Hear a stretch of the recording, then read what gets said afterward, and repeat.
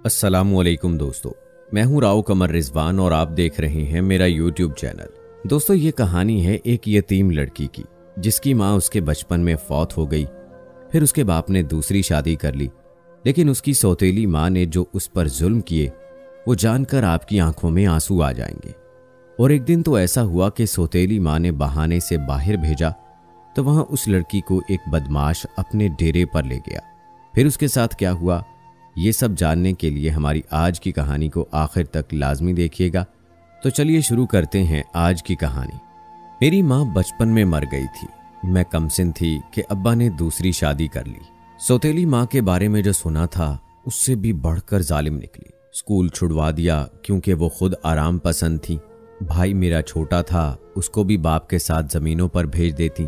मेरे लिए जब भी कोई रिश्ता आता और उनको हमारे दगरगू हालात का इल्म होता तो कहते कि 2 कपड़ों में कौन लड़की ब्याह कर ले जाता है, हमें यह रिश्ता मंजूर नहीं।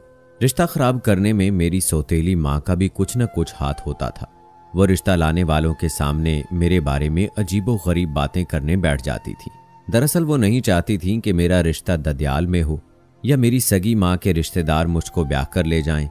उनकी इस चाल से अब्बा और भाई दोनों बहुत परेशान रहने लगे। गांव में हर साल मेला लगता था। उस रोज भाई मेले में गया हुआ था कि वहां उसका टकराव मेरे साबका मंगेतर साजिद से हो गया। साजिद के साथ उसके कुछ दोस्त भी थे। उन्होंने भाई को देखकर कहा, देखो साजिद, वो तुम्हारा साला जा रहा है। इस पर मेरे भाई को तैश आ गया। उसने साजिद को गिरेबान से पकड़ लिया और कहा, जब तुमने खुद रिश्ते से इनकार किया, तुम लोगों ने खुद मंगनी तोड़कर रिश्ता खत्म किया, तो अब तुम्हारे दोस्तों को क्या हक पहुंचता है कि वो मुझको तुम्हारा साला कहें? ये लफ्ज अब मेरे लिए गाली है। तुमने सिर्फ इस वजह से मेरी बहन से शादी से इनकार किया कि जहेज चोर ले गए थे। तुम किस कदर लालची हो। इस पर साजिद बोला, तुम लोग जहेज से बचना चाहते थे, इसी वजह से बहाना किया था कि जहेज चोर ले गए हैं। हम खूब समझते हैं तुम झूठी इज्जत बनाए रखने को ऐसी बातें फैलाते हो। तुम्हारी बहन में ही कोई कमी है, तभी तो अब तक उसका रिश्ता नहीं हुआ। ये सुनते ही सलीम गुस्से में भड़क उठा। उसने साजिद को बुरा भला कहना शुरू कर दिया। लोग तमाशा देख रहे थे। दोनों गुत्थम गुत्था हो गए थे। एक बार साजिद का दाव चल गया। उसने ईंट उठाकर मेरे भाई के सर पर दे मारी, जिससे सलीम जख्मी हो गया। लोग उसको उठाकर अस्पताल ले गए। अपने भाई को जख्मी हालत में देखकर मेरी चीखें निकल गई और मैं रोने लगी। उसका सर खून से भरा हुआ था। मरहम पट्टी करवाकर भाई को घर ले आए। कुछ दिन वो चारपाई पर पड़ा रहा और रफ्ता रफ्ता ठीक हुआ। इस वाक़े के बाद सलीम का दिल साजिद के लिए गुस्से से भरा रहता था। वो इस वजह से भी परेशान रहता था कि चोर मेरा जहेज चुरा कर ले गए थे, जिसके सबब मंगनी टूटी और मेरे हाथ पीले ना हो सके। भाई और अब्बू ने मेहनत मुशक्कत करके बड़ी दिक्कतों से ये जहेज बनाया था। जाने वो कौन घर का भेदी था जिसने लंका ढाई और उसकी मुखबरी पर कोई चोर बनकर आया और हमारी खुशियां लूट कर ले गया। सलीम अब हर वक्त अब्बा से कहता कि मैं दिन रात मेहनत करूंगा और जहेज दोबारा से बनाऊंगा। भाई को परेशान देखकर मैं कहती, भाई जी, तुम हरगिज मेरी फिक्र में परेशान ना रहा करो, मैं ऐसे ही जी लूंगी। ये सुनकर वो मेरे सर पर हाथ रख देता। कहता, भाई तो बहनों का मान होते हैं, मैं तुम्हारा ये मान पूरा करूंगा, पहले से भी अच्छा जहेज बनाऊंगा। क्या हुआ जो मुझसे 3 साल बड़ी हो? मुझे छोटा भाई ना समझो, मेरी हिम्मत बहुत बड़ी है। मैं खुद को फरोख्त करके भी तुम्हारा जहेज बना दूंगा ताकि तुम्हारी शादी अच्छे घर हो सके। माँ दरअसल मुझको इतना परेशान रखती थी कि मैं घर में बाउली सी फिरा करती। सुबह 6 बजे से रात 12 बजे तक वो मुझ पर हुक्म चलाती और 1 मिनट को भी बैठने ना देती। एक दिन माँ के दिल में ख्याल आया कि अंडे खूबसूरती दौचंद करते हैं। मुझसे कहा कि मुझे अंडे उबाल कर खाने हैं। खाला के घर से जाकर अंडे ले आ, अगर उसके पास मौजूद ना हो तो किसी और घर से ले आना जहां मुर्गियां हैं, लेकिन लाना जरूर और बगैर अंडे लाए घर में दाखिल मत होना। मैं अंडे लेने घर से निकली तो गांव का एक बदमाश मेरे पीछे लग गया। ये गांव का बदमाश तरीन आदमी था जिसको थानेदार की पुष्टपनाही हासिल थी। ये गांव की हर लड़की पर मैली नजर रखता था। उधर कमबख्त अंडे थे कि किसी घर से नहीं मिल रहे थे। उधर जग्गू कुमाश पीछा कर रहा था। गांव के आखिरी घर में घुसने लगी तो ख्याल आया कि अब तो जग्गू ने मेरा ताकुब खत्म कर दिया होगा, लेकिन वो दीवार की ओट में छुपा हुआ था। शाम सर पर थी और मुझे घर जाने की जल्दी थी, मगर सिर्फ 2 ही अंडे मिल सके थे, क्योंकि ये वो मौसम था जब मुर्गियों को अंडों पर बैठाया जाता था ताकि बच्चे निकाल सके। अक्सर घरों में उन्होंने अपनी मुर्गियां अंडों पर बिठा रखी थीं। मैं 2 अंडे पल्लू में डालकर जल्दी से उस आखिरी घर से निकली। खबर न थी कि जग्गू दीवार के पीछे बैठा हुआ है। उसने दौड़कर मुझको पकड़ लिया। थानेदार का वो रिश्तेदार था, भला उसको किसका खौफ था। करीब ही उसका डेरा था, वो मुझको डेरे पर ले आया। उसने मेरा मुंह अपने मजबूत हाथ से दबा रखा था।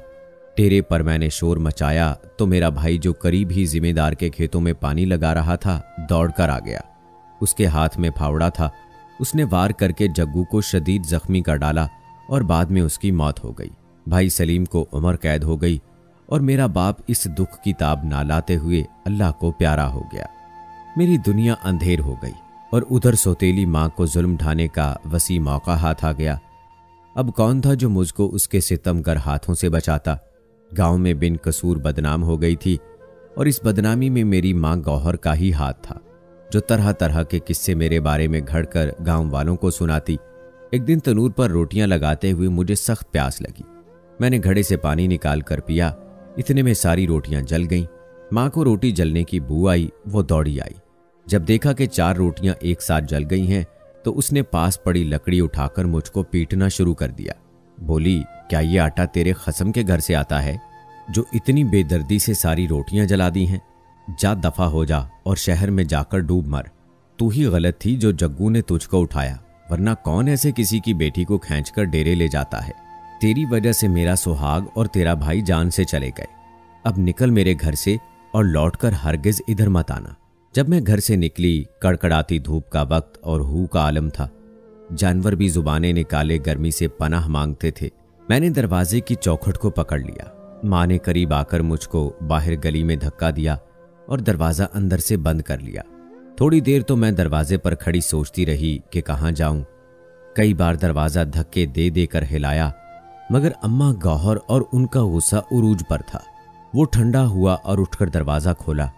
तभी उस दिन मेरे दिल का दरवाजा भी हमेशा के लिए बंद हो गया और मैंने बाबुल के घर की तरफ से पीठ कर ली, क्योंकि उस 4 दीवारी के अंदर सौतेली माँ एक जख्मी नागिन की तरह फुनकार रही थी और मुझसे प्यार करने वाले इस पनाहगाह से दूर जा चुके थे। मैं थके थके कदमों से आड़ी तिरछी और लंबी पगडंडी पर चले गई। पसीने में नहा जाने की वजह से धूप का एहसास कम हो गया था। कुछ हवा लगी तो गर्मी में राहत मिलने लगी। दरख्तों के साथ साथ चलती ऐसी जगह आ गई जहां सामने नहर बह रही थी। मैंने सोचा कि जीने का मुझे कोई हक नहीं, मुझे डूब मरना चाहिए।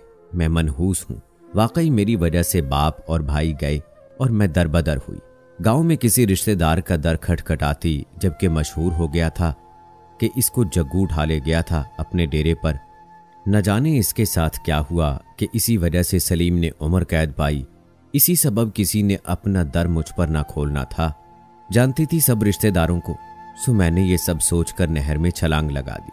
गांव के महकमा जंगलात के ऑफिसर का बेटा, जो इम्तिहान की तैयारी कर रहा था, उन दिनों शहर से गांव आया हुआ था। उसकी रहायशगाह शहर के करीब थी। उसका नाम हसन था और नहर किनारे आ निकलना उसका मशगला था। आज भी दोपहर को उसे जाने क्या सूझी जो घर से निकलकर नहर की तरफ आया। ये सैर का वक्त न था, शायद कुदरत ने मुझको बचाना था, जो भरी दोपहर में नहर की तरफ जाने का ख्याल उसके दिल में डाल दिया। गर्मी की दोपहर में तो हर सू हू का आलम होता है। उसने देखा कि एक लड़की ने नहर में छलांग लगा दी है। पहली नजर में समझा कि शायद मुझको तैरना आता होगा, वरना ऐसे कौन इतनी बड़ी नहर में छलांग लगाता है। अगले ही लम्हे उसको अंदाजा हो गया कि मुझको तैरना नहीं आता। मुझको डुबकियां लगाते देखकर उसने नहर में छलांग लगा दी। वो बहुत अच्छा तैराक था, मुझको मरने से बचा लिया। अगर हसन अच्छा तैराक ना होता तो मेरा डूब जाना यकीनी था, क्योंकि तैरना तो दूर की बात, मैं तो पानी से भी डरती थी। वो किसी सूरत मुझे किनारे लाया। इतने में उसका ड्राइवर आ गया। उन दोनों ने पहले मेरे पेट से पानी निकाला, फिर मुझे अस्पताल ले आए। उस वक्त मैं बेहोश थी। अपने घर लाकर मुझसे अहवाल पूछा। मैंने साफ साफ सौतेली माँ के हाथों जो मुझ पर बीती थी उनको बता दिया। हसन की माँ शहर में और उसके वालिद नौकरों के साथ यहाँ रहते थे। उन्होंने उसकी माँ को बुलवा लिया। उस बीबी ने दिल के कानों से मेरी रुदाद सुनी जब मैं अहवाल बता रही थी।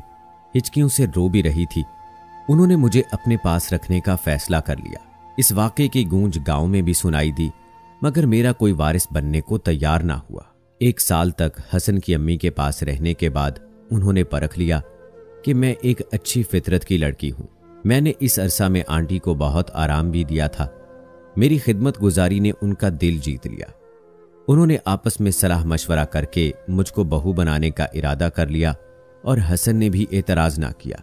यूं बेसहारा लड़की को अल्लाह ताला ने एक खुशहाल घराने की बहू बनाकर वो खुशियां दी जिसका मैंने तसव्वुर भी ना किया था। मेरे नसीब में एक बड़े घर की बहू बनना और राज करना लिखा था। सच है, जब जुल्म हद से बढ़ जाए तो सुकून की सुबह भी जरूर तुलू होती है। मेरी खुशकिस्मती का सूरज मेरे नसीब के अंधेरे ही से निकला और देखते देखते मेरी जिंदगी मुनव्वर हो गई। मेरे तो नसीब अच्छे थे जो हसन मेरी जिंदगी में फरिश्ता बनकर आ गया, वरना तो सारी जिंदगी पछताते गुजरती और मैं हराम मौत भी मरती। हाय दोस्तों, किसी की मां ना मरे, वरना अक्सर जो मर्द दूसरी शादी करते हैं उनकी बीवियां सौतेली औलाद से ऐसा ही करती हैं। लेकिन आखिर क्यों? एक औरत ही दूसरी औरत की दुश्मन है। दोस्तों, हमें तो हर बच्चे में अपना बच्चा, हर किसी की औलाद अपनी औलाद नजर आती है। फिर ना जाने क्यों सौतेली माएँ ऐसे करती हैं। अल्लाह ऐसी औरतों को हिदायत दे। और दोस्तों, ऐसे वाकयात की एक वजह तालीम की कमी भी है। इसलिए बेटों की तालीम के साथ साथ बेटियों की तालीम पर भी भरपूर तवज्जो दें ताकि मुआशरे से इस जहालत का खात्मा हो सके। दोस्तों, कैसी लगी कहानी कमेंट बॉक्स में ज़रूर बताएं। मिलते हैं अगली वीडियो में, तब तक के लिए अल्लाह हाफिज।